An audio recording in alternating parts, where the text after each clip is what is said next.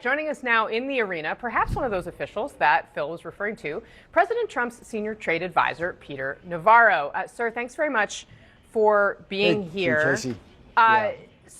My first question to you here, the bond markets got queasy here, according to the President of the United States, and it seems the Treasury market still shows some signs of queasiness.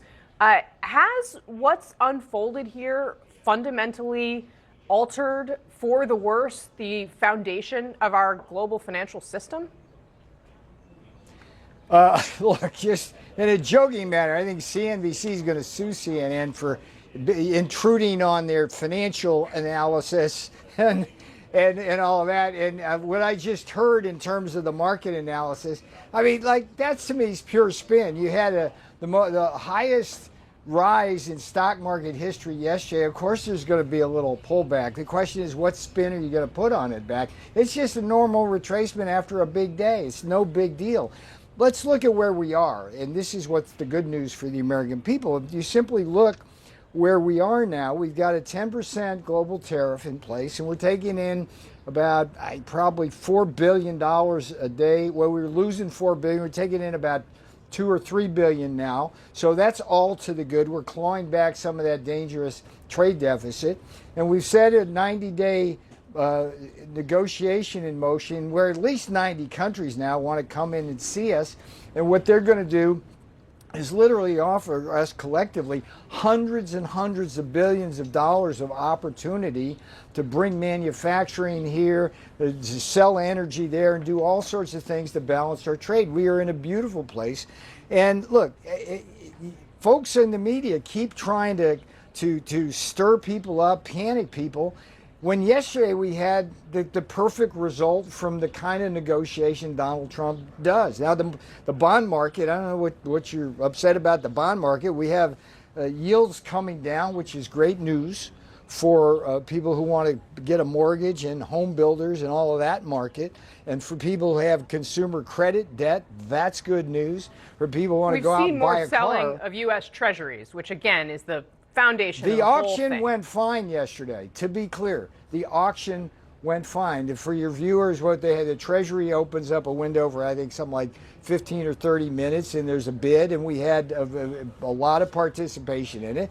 It went fine, and because the rest of the world thinks this is the best place to be. So I'm trying to figure out what's the problem. We've set in motion this beautiful negotiation schedule. We're going to have India, Australia, Great Britain, the EU, Japan, South Korea. They're all coming in.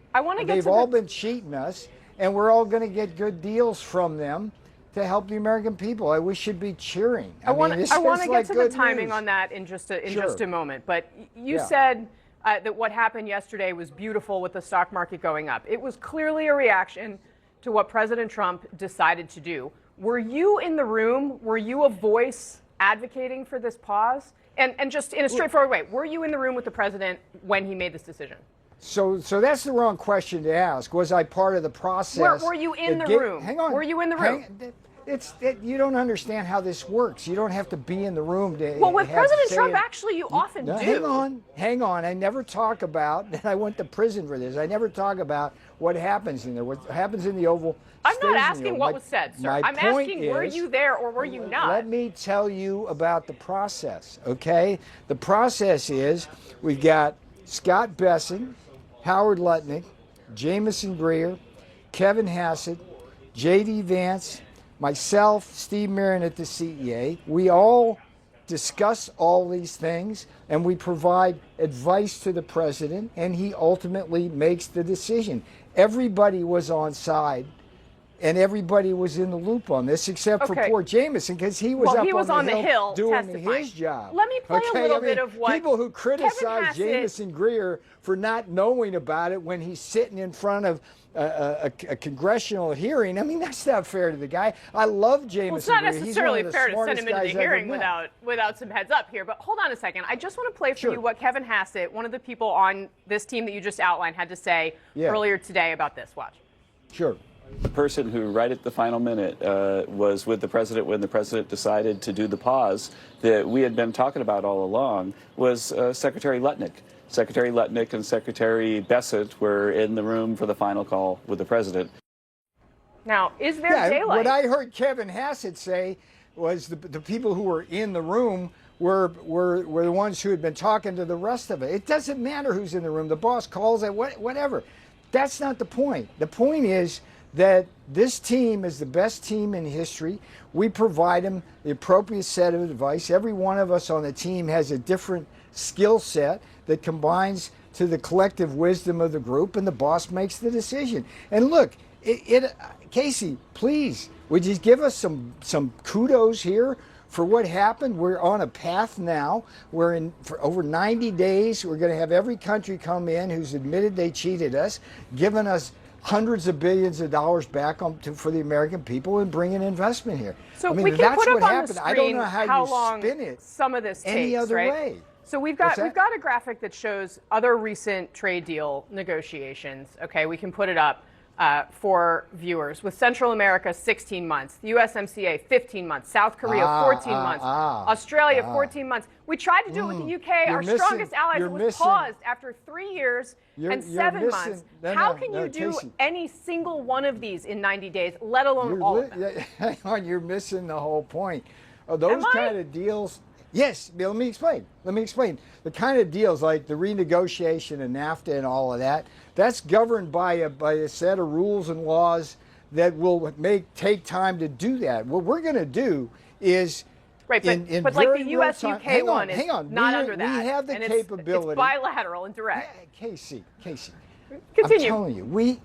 I'm telling you, we have the ability to come up with a deal. Jameson Greer, Howard Lutnick, Scott Bessent, whoever's sitting in the room with Japan or South Korea, the boss is going to be the lead negotiator, and we can get that done. And one of the things we're going to do is you're seeing all those law firms that are giving us like $100 million at a crack of free legal advice. We're going to hopefully have them very much involved in all of this, and we do stuff in Trump time, which is to say as quickly as possible. So do you think we can get a deal done? Yes, we're going to get those things done very quickly. We will do that, and it's not going to be USMCA taking 18 months to do it. It's not that kind of deal. It's a different framework. Okay, I guess we're about to put that. Let's see what happens. Test. Okay, 90 days. We're going to have announcing deals, and we're going to get them done. Take that to the bank. So let me ask you this: you ran through the list of people that are part of this kind of brain trust, right? One person you didn't mention was Elon Musk, who, of course, was out there, said that he would like to apologize to BRICS, for saying that you were dumber than BRICS because it was insulting to BRICS. My question to you is, have you patched it up with Elon Musk? Elon and I are fine. We're great. It's no problem. I said that earlier. It's like, it's no problem. It's no problem. Look, he's got a job to do. I got a job to do. The president values Elon. He's doing a great job on Doge, and he's paying a very heavy price. And I feel sorry for him on that. Nobody should have their cars firebombed by crazy people. That's just wrong. And nobody should be doing the kinds of things they're doing. But look, the amount of waste, fraud, and abuse, I hope CNN will at least acknowledge that a lot of that waste, fraud, and abuse hurts Democrats as well as Republicans. Now? Yeah, look, let's just Elon's stay on job. on My trade, job is though. trade. Elon does Doge, and the twain doesn't meet, and it's great. I mean, that's a tempest in a teapot, and it's in my rearview mirror, and it's in his, and we're fine. Okay, fair enough.